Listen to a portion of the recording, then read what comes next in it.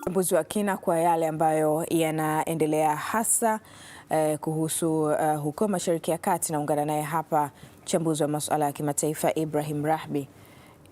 Ibrahim, habari za wakati huu? Nashukuru, habari za studio. Salama. Trump anatuambia kuwa mazungumzo yanaendelea, lakini tunaona makombora yakirushwa huku na kule. Hii ina maana gani? Tumekuwa na utaratibu mpya ambao umekuwepo duniani katika kipindi hiki. Nadhani tumeushuhudia hasa katika wakati wa Donald Trump. Trump anaweza kuwa ndio rais ambaye ameweka rekodi ya kuwa msuluhishi wa vita nyingi. Yeye anasema tayari amekwisha kusuluhisha karibu vita 8 duniani. Lakini mwaka jana alishangaa kwa nini tuzo ya Nobel hawakumpa kwa sababu yeye amesuluhisha migogoro mingi. Akizungumza kuhusu kusuluhisha mgogoro wa Kongo, vita ya India na maeneo mengine ambayo anasema kuwa yeye amesaidia kumaliza migogoro hiyo. Lakini kadri kila ukiangalia katika makubaliano ambayo Donald Trump ameyafikia, bado utaona kuwa yanavuja sana. Pale Gaza alisimamia makubaliano ambayo ilibidi asafiri kutoka Marekani, akaenda Israeli na akaenda kwenye sherehe ya kutia saini pale Sharm el Sheikh, Misri. Sasa kinachoendelea pale Gaza kila mtu anakielewa. Jana Israeli imetangaza kuongeza ukaliaji wake kwa 70% kuchukua eneo hilo. Lakini ukiwauliza kuna nini hapa, watakwambia kuwa hapa kuna ceasefire. Lakini kule Lebanoni kabla ya mzozo pia alisimamia makubaliano ambayo alisema yalitokana na yeye. Na kwenyewe ni vile vile tu kuwa kuna vita bado inaendelea, lakini ukiwauliza wanasema kuna ceasefire. And still sasa hivi hii vita ya sasa ya Lebanoni ipo kwenye usitishaji wa siku 45 za Marekani zilizoongezwa. Ukiwauliza kuna nini kinachoendelea, watakwambia huko kuna ceasefire, yani hakuna vita, lakini kwenye habari wewe umenisomea kwa watu 11 wameuawa kule Tae.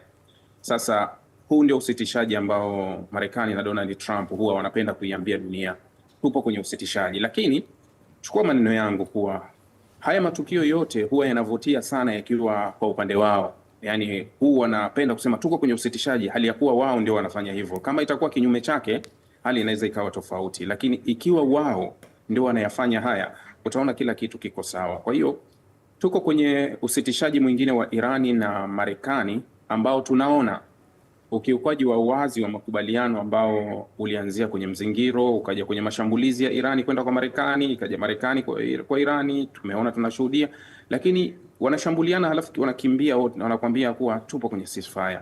Kwa hiyo kuna tafsiri mpya ya ceasefire ambayo tumeletewa duniani, ni tofauti na hapo nyuma kuwa ilikuwa ceasefire, huwezi kurusha hata jiwe. Lakini leo unakuwa kwenye ceasefire, ukimwona adui yako unamshambulia na unamuua. Unasema nilikuwa nimemuona, lakini una mkataba wa ceasefire. Kwa hiyo hii ni staili mpya ya ceasefire. Na Rahbi, hiyo inaleta maana gani hasa kimataifa? Kwa sababu tunafahamu pale ambapo kunakuwa na ceasefire, kila mmoja anatakiwa atulie, mazungumzo yaendelee.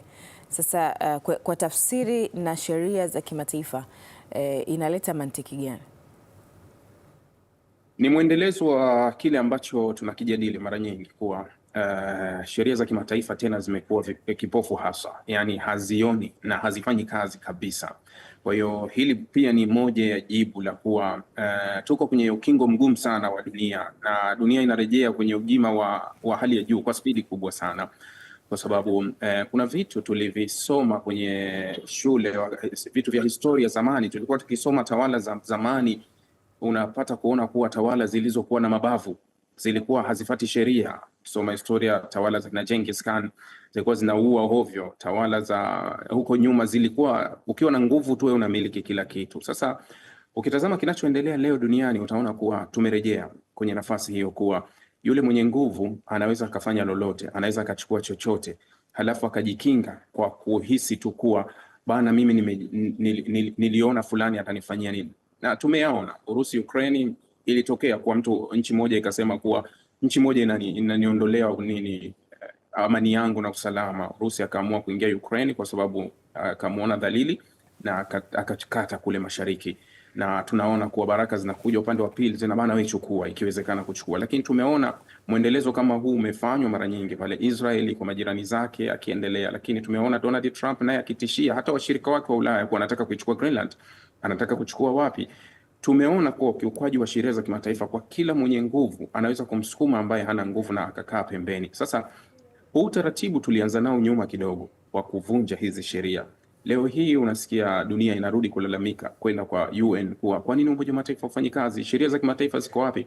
Sheria za kimataifa zilishafungwa muda mrefu. Ambao walikuwa wanasimama nyuma ya hizo sheria wakituaminisha kuwa zinafanya kazi, wao ndio wamedhihirisha wazi kukiuka sheria hizo, kuanzisha vita ya kwanza na Irani, vita ya pili ambayo imekiuka utaratibu wote na hakuna utaratibu uliofuatwa wala sheria zilizofuatwa. Halafu mbele wakishajikwaa wanarudi kwa Umoja wa Mataifa tupige kura ya kuamua kuwa tumdhibiti Irani tufanye, lakini wanasahau kuwa wao tayari ndio walioanza kuzivuruga hizo sheria. Kwa hiyo hii tafsiri ya kuchezewa kwa ceasefire ni tafsiri ile ile ya ukiukwaji wa sheria za kimataifa ambao ndio sasa umekuwa maarufu duniani na unaendelea.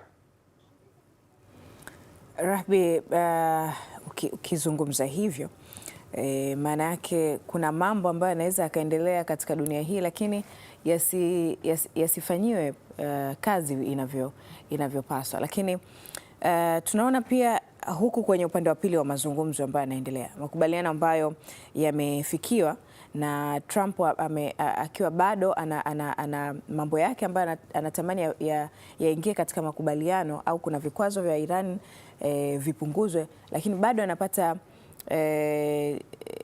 anapata kutoka kwa wabunge, anapata unaweza sijui niweke neno gani hapo, lakini bado wabunge katika nchi yake bado anaona hapana, asifikie hayo makubaliano, hayaleti faida kwa taifa lake la Marekani, hasa wale wabunge ambao wana msimamo mkali kutoka katika chama cha Republican.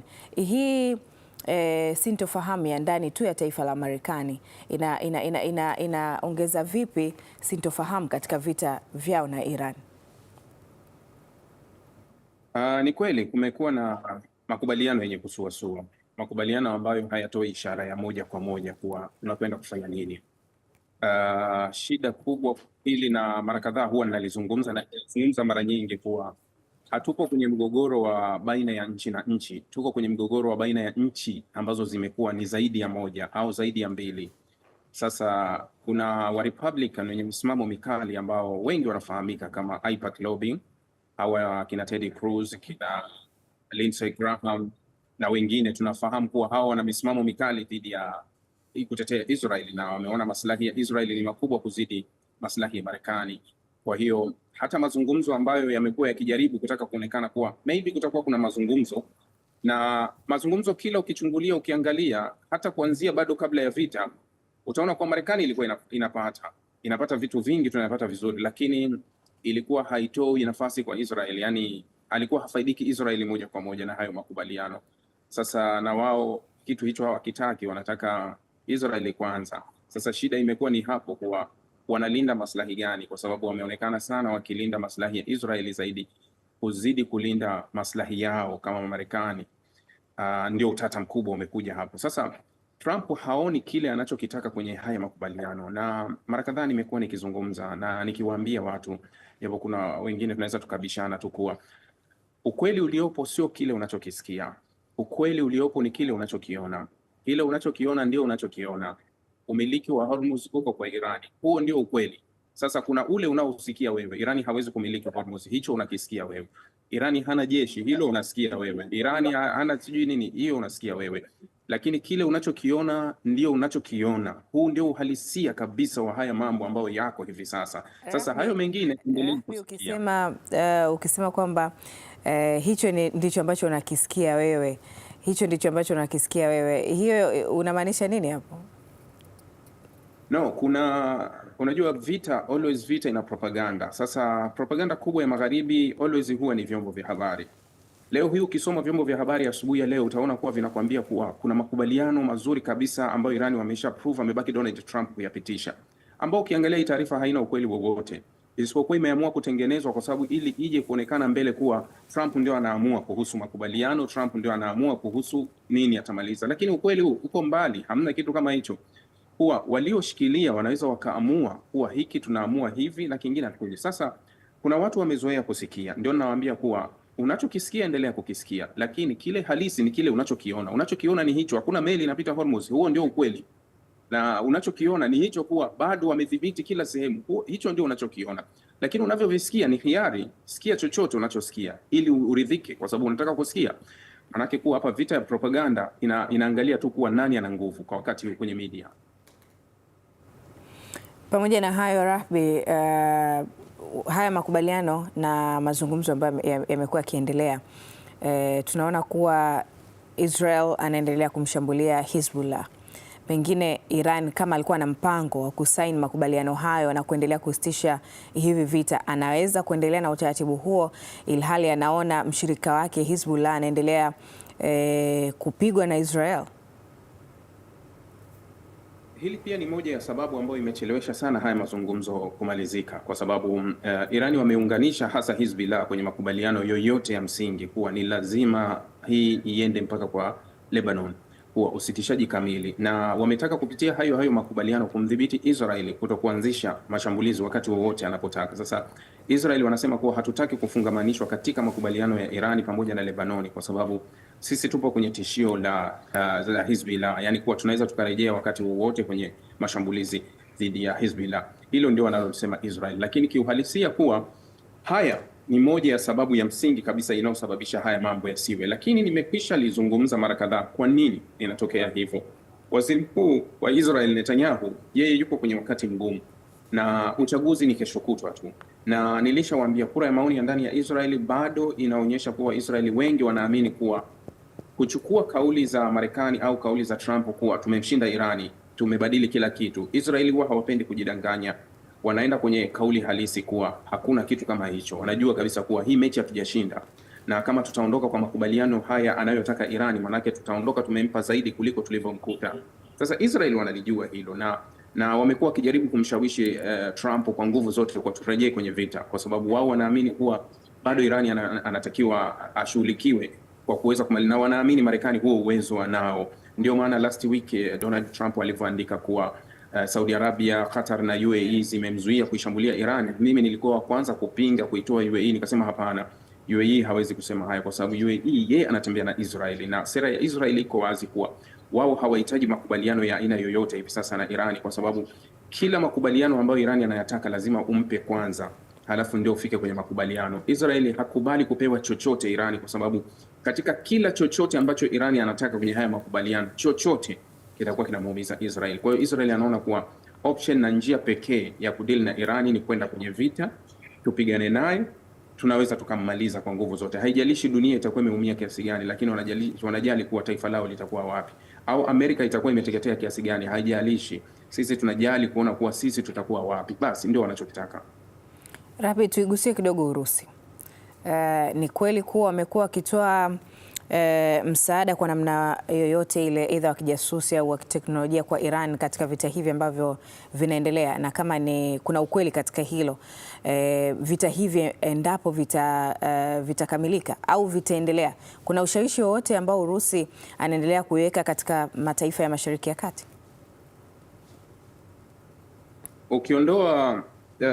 Ukiondoa China, hili huwa linanipa kigugumizi kidogo kuhusu hii taarifa ya Urusi. Kuna wakati vyombo vya habari vya magharibi huzungumza nadharia ya kujaribu kufifisha, yani kama umefanya kitu kizuri sana Balkis, halafu nikikupa hizo sifa wewe utapata sifa, yani kwa hiyo nazififisha, naanza kuzunguka, nasema tu kwa hapana, sio yeye huyo, ni fulani ndo aliyempa madini hayo yote, yeye ndio akaenda akazungumza hivyo. Hii ni katika kujaribu kukufifisha kwenye nguvu yako. Nimewahi kutoa maelezo mengi sana kuhusu Urusi. Niliwahi kusema kuwa Amerika ipo siku ataachana na Israeli kabisa, Amerika, kwa sababu muunganiko wa Marekani na Israeli ni wa kisiasa zaidi na kimaslahi, lakini haipo siku Urusi ataachana na Israeli, kwa sababu muunganiko wa Israeli na Urusi ni muunganiko wa damu, wa asili, wa ndugu. Sasa kama kwa hili sitegemei kusikia kuwa eti Urusi anaweza akampa msaada mzuri sana Irani kwa ajili ya kuiangamiza Israeli. kwangu mimi bado linaweza likawa na kigugumizi kidogo. Naweza nikaanza kuelewa kuhusu China, kwa sababu China yeye ni mtu wa maslahi kwa pande zote, lakini kwa Urusi bado, licha ya kuwa kuna ushirikiano mkubwa sana kati ya Urusi na Irani wa mambo mbalimbali yamekuwepo, lakini kuniambia kuwa Urusi anatoa msaada wa moja kwa moja kwenye hii vita ambao iwe wa pembeni iwe wapi kwa ajili ya Irani, kwa ajili ya Marekani na Israeli. Urusi wanafahamu kabisa vita sio ya Marekani, wanafahamu vita ni ya ndugu yao Israeli. Sasa wampe Irani msaada kwa ajili ya kumwangamiza ndugu yao? Hapana, kwangu mimi hilo bado naweza nikaweka pembeni kusema no, sijaliona hilo. Sasa Ibrahim, kwa kumalizia, framework deal ambayo inasubiriwa ambapo ikisainiwa na Marekani na Iran, vita hivi vitaenda kusitishwa kwa muda mrefu. Unaona deal hii itasainiwa? Na endapo itashindikana, nini ambacho kitakuwa kinaendelea? Hakuna dili yoyote. Hizo ni taarifa za vyombo vya habari ambavyo vinajaribu kucheza na masoko ya nishati duniani au masoko ya hisa duniani, lakini kwa mpaka sasa hakuna dili yoyote ambayo inaonekana, kwa sababu unapoleta deal maana yake kuwa tumejaribu kupitia yale ambayo tunabishana mimi na wewe.